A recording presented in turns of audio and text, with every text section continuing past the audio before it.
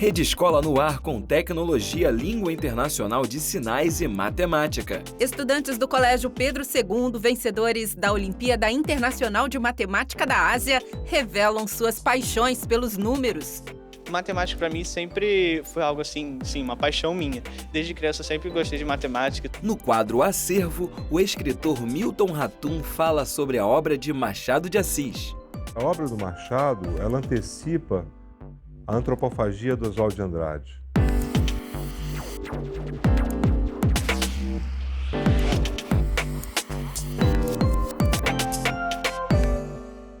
A gente abre a edição de hoje da Rede Escola destacando uma fase importante na vida de todos nós, a adolescência. No Rio de Janeiro, em agosto de 2015, organizações da sociedade civil, do governo, do setor privado, professores, estudantes e pessoas comprometidas com a garantia dos direitos e também da participação cidadã dos adolescentes na sociedade decidiram se unir e criaram a Rede de Educação com Adolescentes. Na última semana, escolas do município do Rio promoveram debates, mesas redondas, apresentações culturais com o objetivo de discutir os temas que mais preocupam os adolescentes. Vamos acompanhar na reportagem de Eliane Benício. A adolescência marca a transição entre infância e vida adulta. O corpo está mudando e a cabeça não para de pensar. Que fase! Com a palavra, alunos da Escola Municipal Orlando Vilas Boas. No começo é meio difícil, porque tem toda essa mudança corporal, mas com o passar dos anos fica mais fácil, eu acho. Por ser adolescente, a gente pensa mais na independência. Então, nem todos os adolescentes são bagunceiros, pensam mais no futuro do que pensar agora, vamos brincar. O adolescente ele precisa se abrir mais e eu acho que ele também tem que ser mais ouvido, porque a gente não tem voz, porque todos os adolescentes, acho que eles generalizam muito a gente e eu acho isso muito errado. Eles também deveriam entender um pouco os adolescentes, e porque todo mundo já foi adolescente uma vez. Aí eles deveriam entender também uma parte, mas obviamente eles devem colocar regras. Esses alunos recentemente tiveram a oportunidade de ser protagonistas da Semana do Adolescente, um evento preparado para eles e com eles pela RECA, a Rede Educação com Adolescentes. A proposta central é a gente fazer um trabalho que inclua o adolescente como agente desse processo de educação.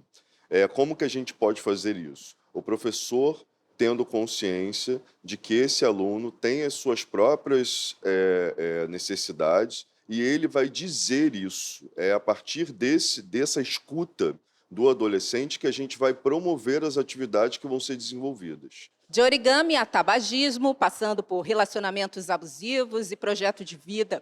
Os mais de 700 alunos da Escola Municipal Orlando Vilas Boas escolheram 40 temas e montaram uma agenda extensa de atividades. Não foi fácil organizar tudo isso de maneira que todos pudessem participar, mas parece que deu certo. Eles tiveram a responsabilidade de, dentro de várias opções, escolher a que eles consideraram melhor para a sua área de interesse. Então, teve alunos que escolheram, dentro das 8 atividades da semana, todas voltadas para a profissão, para ensino, para futuro. Outros escolheram corpo, sexualidade, informações familiares, relacionamento, coisas relacionadas à psicologia, bullying. Então, pela escolha do aluno, a gente fez uma fichinha onde eles colocaram todas as opções da semana, dava para a gente traçar até algum perfil do que interessa aquele aluno naquele momento. Sexualidade, que a gente pode aprofundar mais o tema, porque quando você pensa em sexo e sexualidade, você pensa, tem héteros, tananã, tananã, tananã. E aqui a gente pode aprofundar mais o tema, saber o que acontece, doenças e tal. Relacionamentos abusivos, essas coisas, porque eu já vi, minha mãe já sofreu com essas coisas e eu acho que é uma coisa muito que eu deveria saber mais para não sofrer tipo ela, entende? Diferentes profissionais e ex-alunos da escola foram convidados para palestrar. Instituições parceiras também vieram. E os próprios professores se revezaram para tratar de assuntos que normalmente não falam em aula. Eu acho que ajuda sim, tanto para a gente evoluir a nossa carreira profissional, quanto para a gente evoluir como pessoa mesmo, sabe? Para a gente, na nossa vida social, e também para se preparar para o futuro.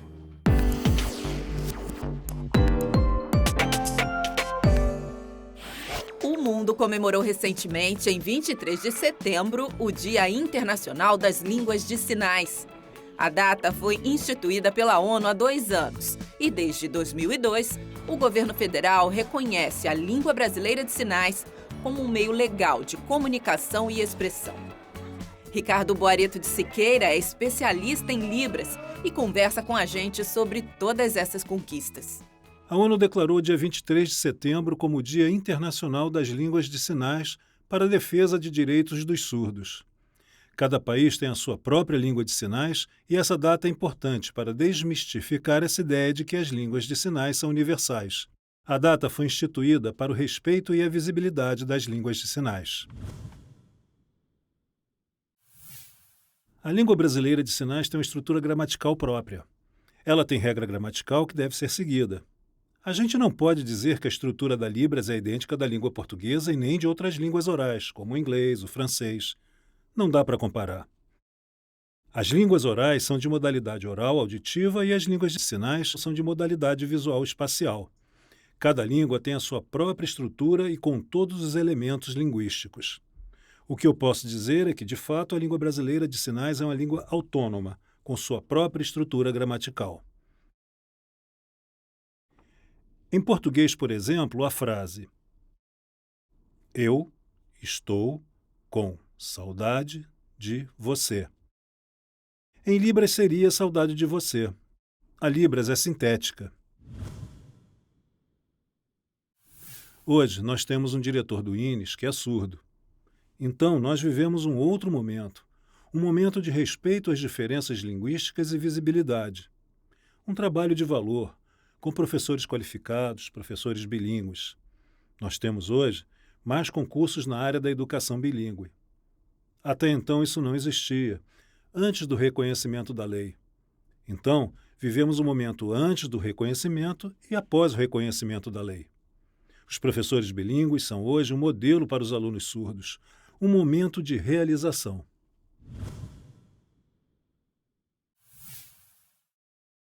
Nesse momento, eu peço que você pense bem e faça uma reflexão. Arregace as mangas, é tudo muito simples. Tenha contato com a comunidade surda. Faça um curso de Libras, pesquise, busque informação. Vamos aprender essa comunicação que é do surdo. E não existirá essa barreira, separando surdo e ouvinte. Seremos uma sociedade igual. Bem, pode não ser fácil aprender Libras, mas pode ser divertido. Olha o Ricardo me ensinando a contar que a Rede Escola tem reprises com tradução em Libras. Eu preciso de mais tempo e prática, então deixe para ele contar a novidade. Atenção, comunidade surda! A revista Rede Escola está com acessibilidade em Libras. Sábado, às 16h e segunda-feira, ao 12h30. Muita informação para a comunidade surda na língua brasileira de sinais. Não perca essa oportunidade. Daqui a pouco, o amor pela matemática levou estudantes do Pedro II para a Ásia.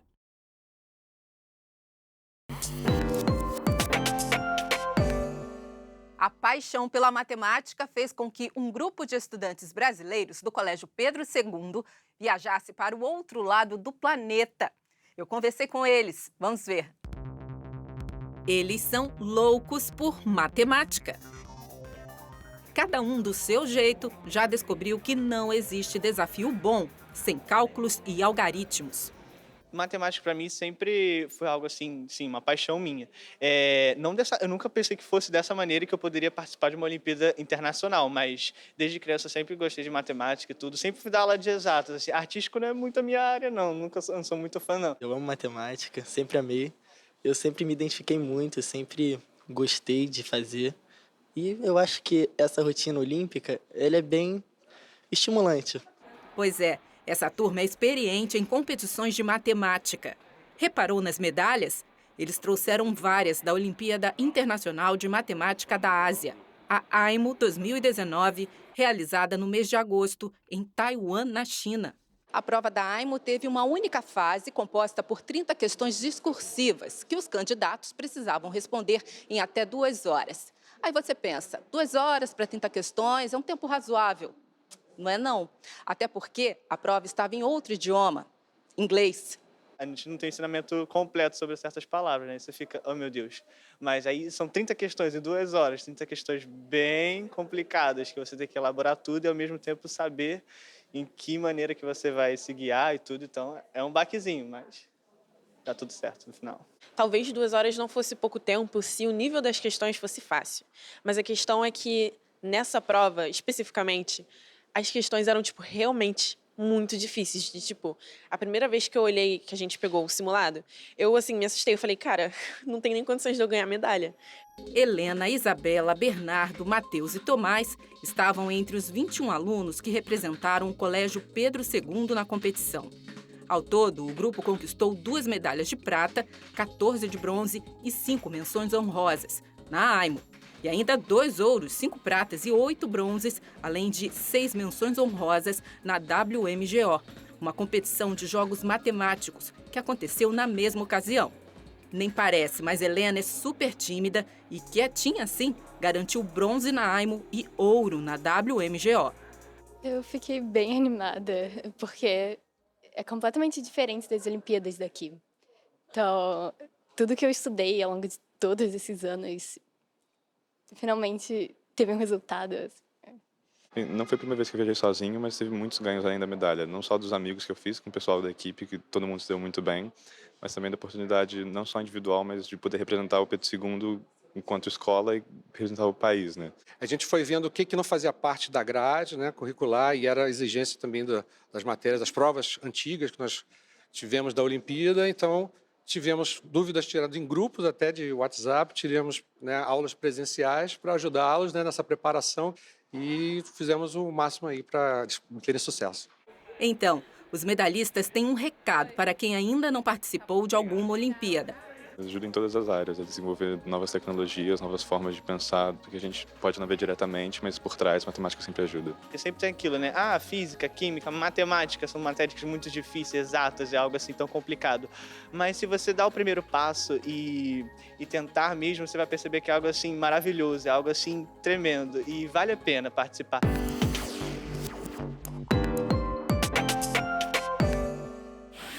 Oi, gente.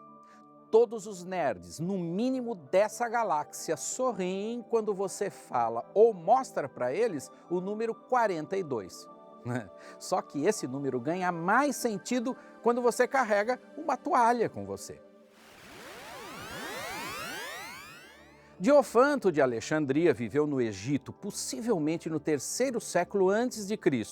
Ele é conhecido como pai da álgebra e uma das suas heranças foi deixar um problema que corresponde a saber quantos números inteiros entre 0 e 100 poderiam ser representados pela soma de 3 cubos. Confundiu? Para ter uma ideia, vou dar um exemplo. 1 ao cubo é 1 mesmo porque é 1 vezes 1 vezes 1. 1 ao cubo mais 1 ao cubo mais 1 ao cubo resulta no número 3. Já achamos um número entre 0 e 100 que corresponde a uma soma de 3 cubos. Mas nem tudo é tão simples assim. Quantos números, considerando as casas decimais e os números negativos, formam um número inteiro entre 0 e 100? Algumas soluções eram procuradas desde a década de 1950 sem sucesso. Entre elas estavam os números 33 e, adivinhem, isso mesmo, 42. Os pesquisadores do Massachusetts Institute of Technology, MIT, Andrew Sutherland e Andrew Booker, da Universidade de Bristol, no Reino Unido, usaram mais de 1 milhão de horas de uma plataforma computacional com poder de processamento de 500 mil computadores domésticos ociosos, produzindo um supercomputador mundial. Eles chegaram a esses números aqui, ó, menos 8053873882075974 elevado ao cubo mais 8043. É igual a 42.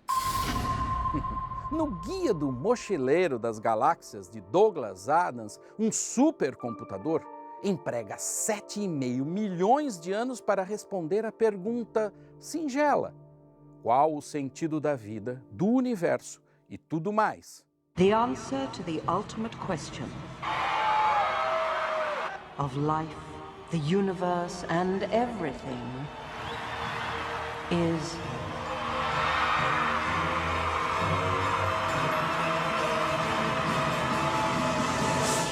42.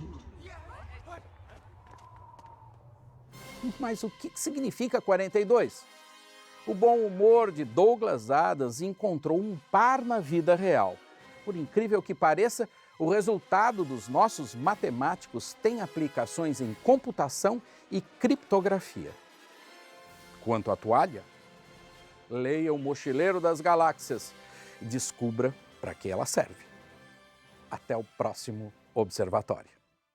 Em instantes, o escritor Milton Ratum fala sobre a obra de Machado de Assis.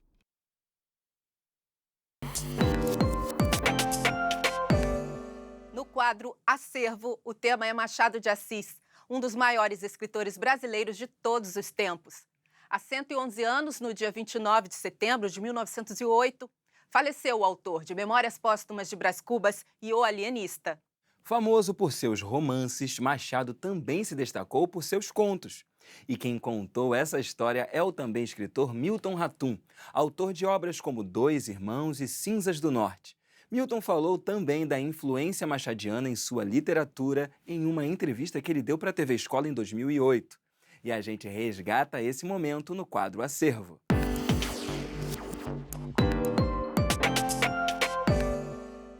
Eu comecei a ler Machado muito jovem e, felizmente, não comecei pelos romances. Se eu tivesse começado a ler o Machado aos 13 anos de idade, 12 ou 13 anos de idade, pelos romances, eu certamente teria abandonado o Machado, porque os romances são muito complexos e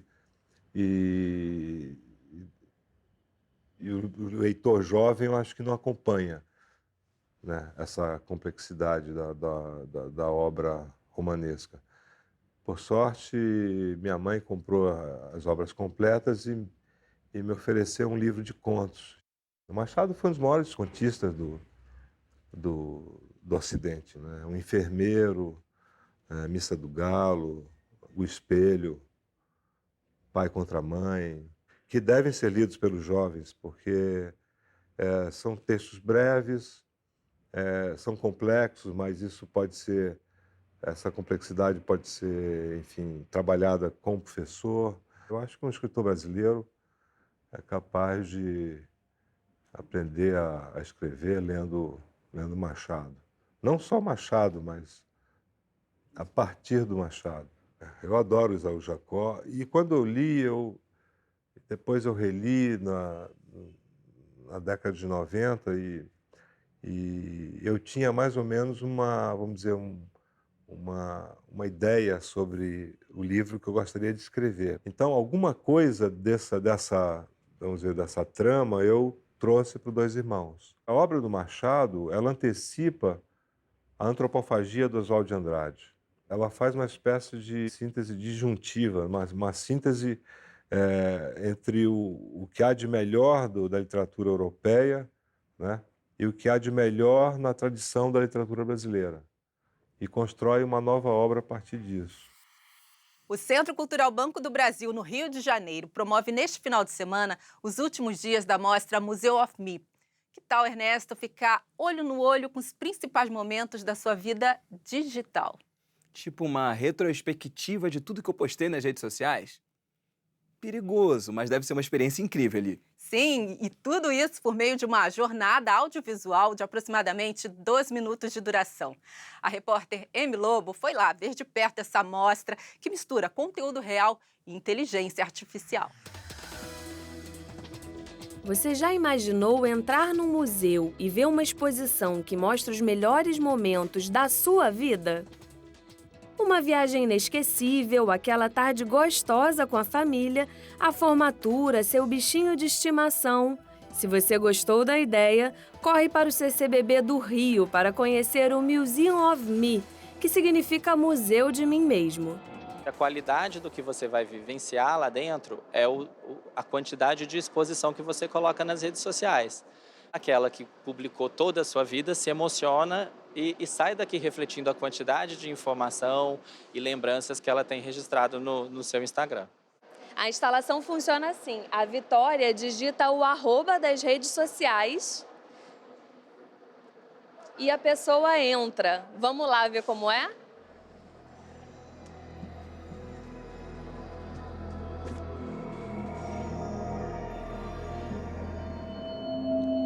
São milhares de telas que mostram toda a nossa vida nas redes sociais.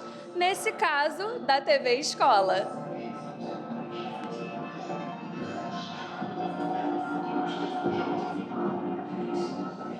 Fisicamente, a sala tem apenas 25 metros quadrados, mas quando você entra, tem a sensação de imensidão. Parece que está dentro do seu celular, vendo todos os dados que ele guarda, fotos, áudios, mensagens, tudo ali bem na sua frente.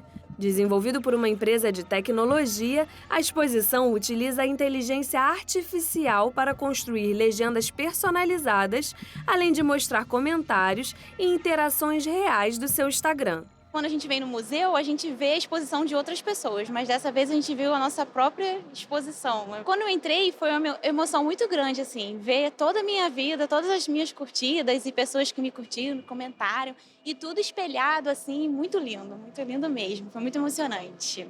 A experiência também é uma ótima oportunidade de refletir sobre segurança digital e o quanto as pessoas se expõem na internet.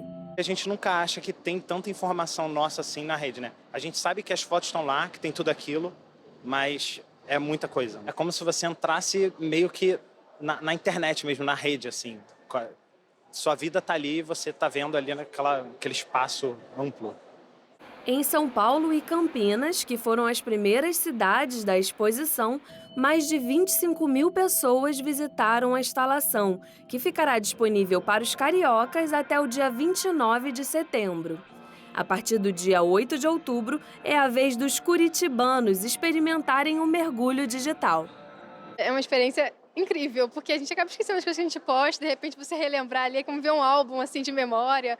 E é muito legal, porque geralmente a gente posta coisas que realmente foram muito marcantes pra gente e a gente acaba esquecendo. Então, você vê ali assim um filme da sua vida passando numa tela gigante, com aqueles espelhos, assim, é uma experiência muito legal mesmo. Parece que é realmente um filme sobre a sua vida e é muito legal. E assim a gente encerra a edição de hoje da Rede Escola. Para ver ou rever a nossa revista, se ligue no site tvescola.org.br. Fique atento também aos horários da Rede Escola na TV. Às sextas-feiras, às 7 da noite, aos sábados, às 4 da tarde, aos domingos ao meio-dia e às segundas-feiras ao 12:30. E um detalhe, nas reprises do programa aos sábados e segundas-feiras, a Rede Escola conta com a tradução em Libras. Tchau, gente. Até a próxima. Um beijo!